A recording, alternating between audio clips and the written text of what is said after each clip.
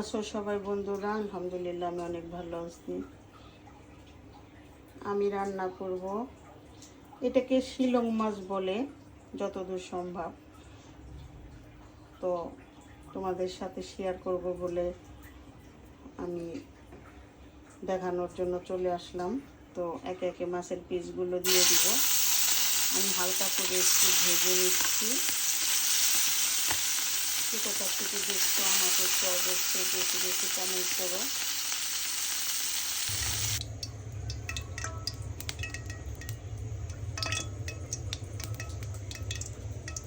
তেল গরম হয়েছে, পেঁয়াজ কুচি দিয়ে দিব। পেঁয়াজগুলি ভালো করে একটু ভেজে নিব।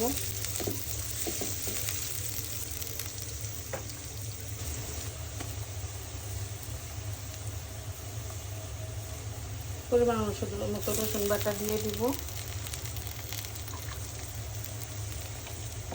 অল্প একটু আদা বাটা দিয়ে দিব।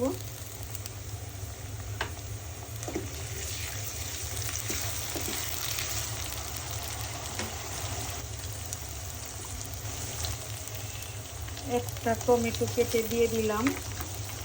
টমেটো এখন আমি ভালো করে একটু ভেজে নিব। আদা বাটা, জিরা বাটা, রসুন বাটা একটু ভালো করে ভেজে নিলাম।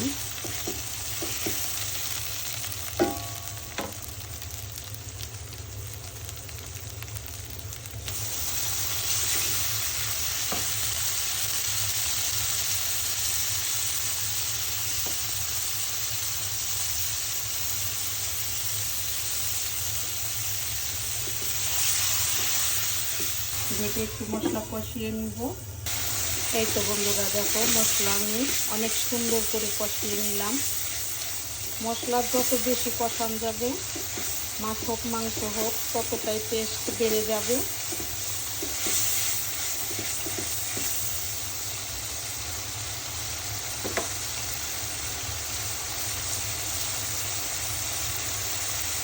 তো এখন আমি ঝোলের পানিটা দিয়ে দিব। দেখো আমি ঝোল দিয়ে দিয়েছি।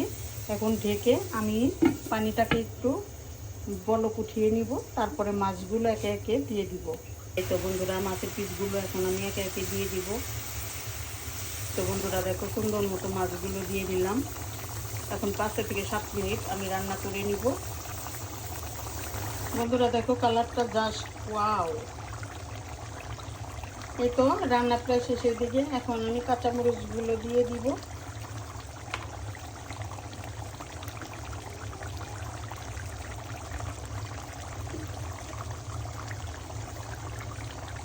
কয়দিন আমার উপর দিয়ে যে বন্ধুরা কি গেছে, এদিকে শ্বশুর এখনও বিছানায়। শ্বশুর বিছানায়, ওখানে যেতে হয়, তার ভাত দিতে হয়। তারপরে ছিল না খাদিজা কাল আসছে। তো আলহামদুলিল্লাহ এখন মোটামুটি আমার ঝামেলাটা একটু, আমার চাপটা একটু কমছে। তো দেখা যায় ওই সব করে এই আর কি, সব মিলিয়ে এখন আমি আলহামদুলিল্লাহ।